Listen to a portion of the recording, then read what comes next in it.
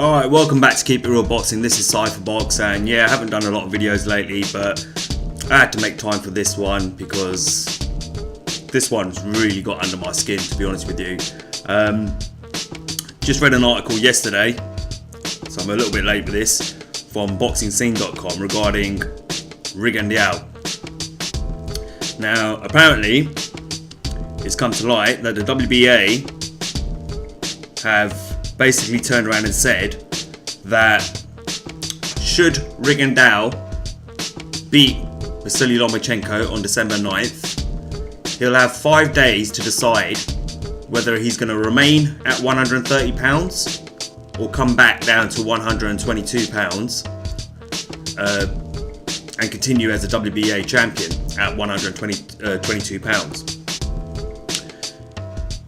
Should he lose to VASYL Lomachenko on December 9th, the WBA say that he will be stripped of his WBA title, and his WBA title at 122 pounds will be put up in a vacant title match between Moises Flores and an opponent which is yet to be determined.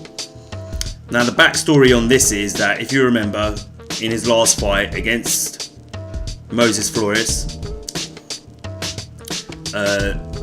he knocked Moises Flores out. Now, Moises Flores made a bit of a meal of it, etc. But anyway, if you remember, if you watched the fight, there was this whole drama at the end where the referee was trying to decide whether it was after the bell, etc., and all this sort of stuff. And the WBA later on, made a decision to say that it was a no decision. So they took the win away from Rigondeaux and they said it was a no decision, and basically ordered a rematch of this mandatory defense against Flores. Now, obviously, Rigondeaux asked for special permission to move up to 130 pounds to fight Lomachenko for his WBO title, and which the WBA granted Rigondeaux. They said, alright, fine, you can hold off your mandatory defense against rematch against Flores to fight Lomachenko at 130 pounds. But now they're saying, basically, if you lose to Lomachenko, you lose your WBA title and your position as WBA champion at 122 pounds. If you win, however, you have 5 days to decide whether you're going to stay at 130 as a WBO champion or come back down to 122 as a WBA champion. Now, you can see a tweet on the screen. This was from Rigondeaux the other day, saying, very, very disappointed of the decision made by the WBA. I wonder if they would act the same way if my name was Canelo, Floyd Mayweather, Anthony Joshua, or even Triple G. I bet not. My answer to that one, I totally agree with Rigondeaux. Had this been another fighter of that caliber, with those sort of names, this wouldn't be happening. If this had been Lomachenko, for example, in Rigondeaux's shoes right now, this wouldn't be happening. WBA wouldn't be doing it. Now, obviously, the WBA is saying that this is all within the rules, etc., of their organisation and stuff like that. However, and I will put the article in the description of this video so you can read it yourself. However, in my opinion, boxing organisations, enforce these sort of rules when it suits them.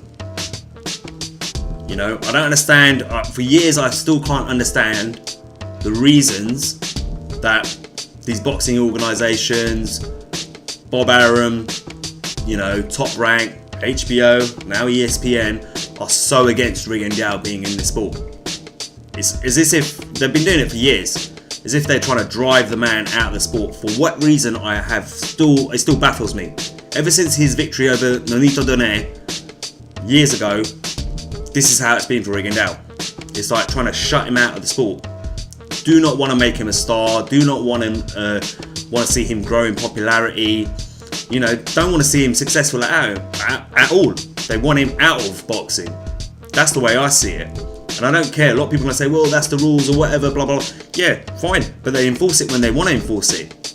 against whoever they want to enforce it against. You know, they pick and choose who they do this to. You know, they're not consistent, none of them. And I'm not talking about just the WBA, they're all like that.